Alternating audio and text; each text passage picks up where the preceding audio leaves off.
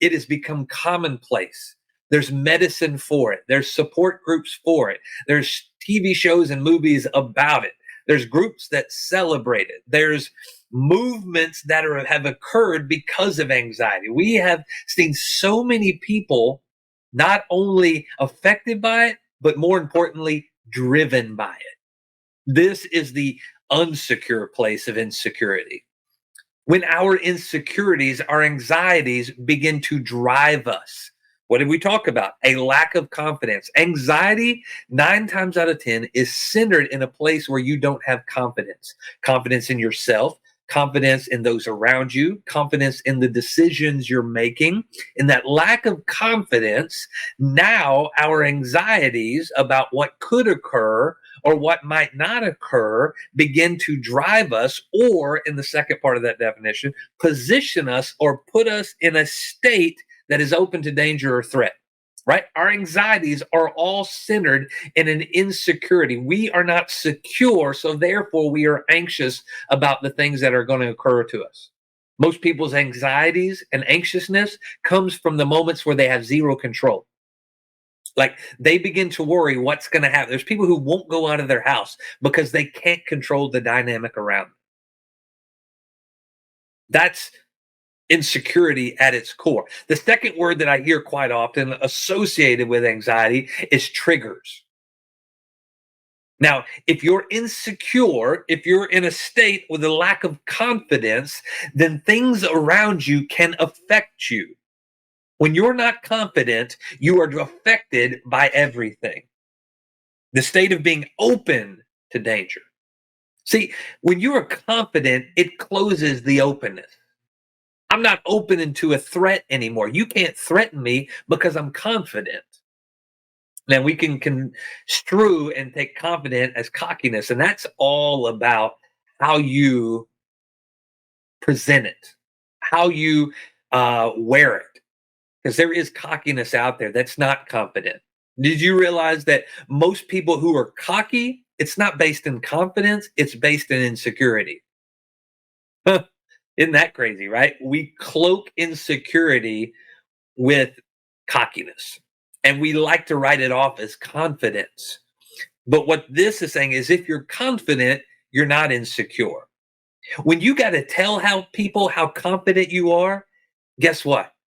You're telling them something that they can't witness on their own.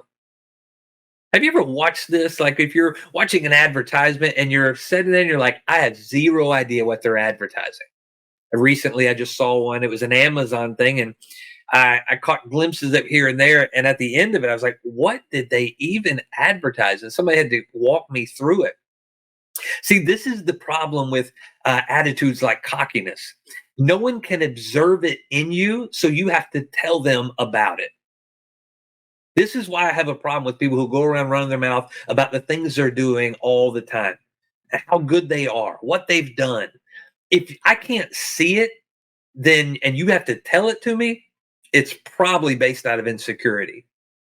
Like, I have not even told you this yet.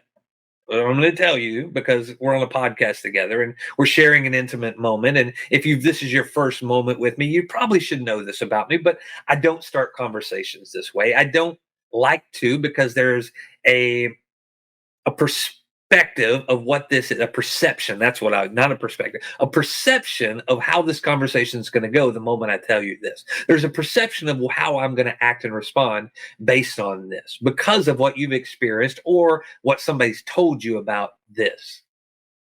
And I see it all the time because I'm one of them. And when I watch other people who are in this position and I like, yeah, I'm a pastor. I know. Well, you carry a certain air about you, don't you? No, I don't. I'm just like you.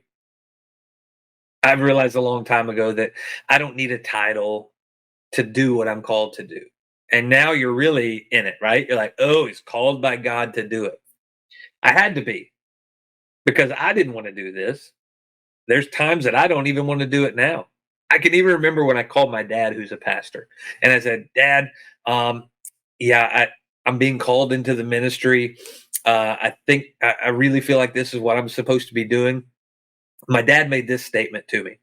Um, he said, "Boy, I wish I could tell you to run away as far as possible." See, you don't see this sometimes in ministry and pastor. You see all these pastors, they talk it up, and man, you need to be a pastor. You're a pastor. You're a pastor. When you really get it, and you're really talking to somebody who gets it and does it for the right reasons, they're not sitting there telling you, you need to do this because you'll get this, this, and this, because this happens, this, that. They're going to look you in the face and tell you the hard truth and say, man, I wish I could tell you to run as far away as possible. Because there's going to be moments it's going to feel like you're the loneliest person on earth. There's going to be moments you have to make decisions that are no one else is going to approve of. No one else is going to understand.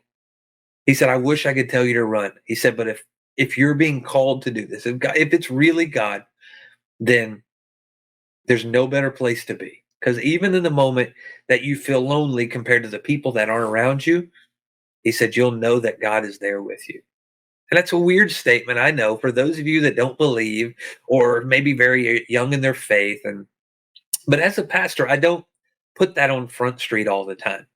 That's not the first thing I lead into a conversation with. Hi, I'm Pastor Hart, and I would love to sit down and talk about the gospel with you. No, more often than not, you're just going to meet Anthony. And I hope that in our conversation, I hope that in this time together, I truly believe, and I hope that this is true, that we could have talked this whole 20 minutes and that never would have come up about what my position is. But I hope along the way that you would have sensed something that is tied to that role of being a pastor, of being a shepherd, of really caring for people.